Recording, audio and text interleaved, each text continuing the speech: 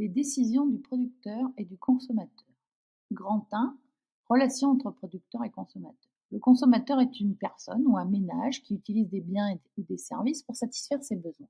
Pour cela, il doit faire un choix rationnel, c'est-à-dire qu'il compare ses envies et ses contraintes financières pour maximiser sa satisfaction avec les ressources dont il dispose. Par exemple, il décide entre ses besoins essentiels et ses besoins secondaires. Ces choix dépendent des préférences, des revenus et des prix fixés par les producteurs. Une autre notion importante est celle de l'utilité marginale qui représente la satisfaction supplémentaire qu'un consommateur obtient en consommant une unité supplémentaire d'un bien ou service. Plus il consomme un même produit, moins cette utilité marginale a tendance à être forte. Le consommateur s'arrête donc lorsqu'il estime que la satisfaction d'un achat supplémentaire ne vaut plus le coût dépensé.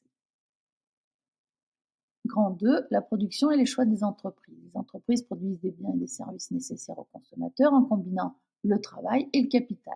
Elles cherchent à optimiser leur production en utilisant ces ressources de la manière la plus rentable.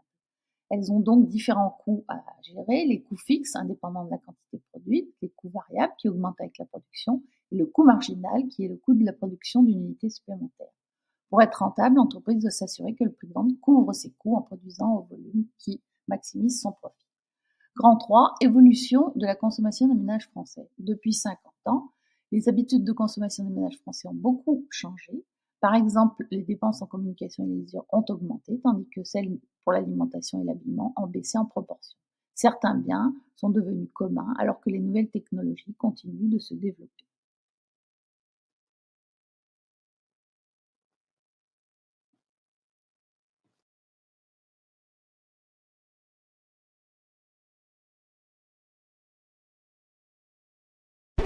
Created using Powtoon.